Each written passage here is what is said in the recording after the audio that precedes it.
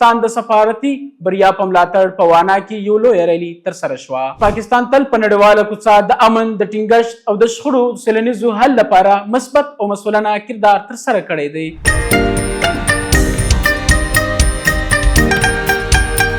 ایران او امریکا ترمنځ د اوربند په رامنځ کولو کې د پاکستان وزیر اعظم شهباز شریف او فیلډ مارشل سید اسم منیر مهم کردار ادا کړی او د دې اساس صورتحال په ترڅ کې د پاکستان د سفارتي بریا په ملاتړ په وانا کې یو لوی ریلي ترسره شوه. د وانا ښار کې د پاکستان د سفارتي بریا په حق شوي ریلي کې قبایلي مشران، امایدین، د سیول انتظامیه چارواکي، ټولنیزي مشران او عام ولس په پراخه ګډون وکړ. د ریلي ګډونوالو په لاسونو کې د پاکستان بیرغونه او بیلابیل پلی کارډونه موجود ول.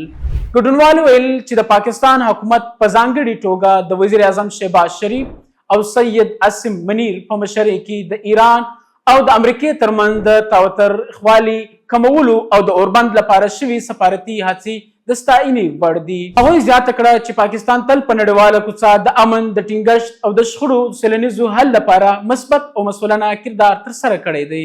ونیوالو چې پاکستان نړۍ ته دا چرکونډ پیغام ورکړ چې دا یو امن خوښونکی هیواد دی او په سیمه او په نړۍ کې ثبات غواړي.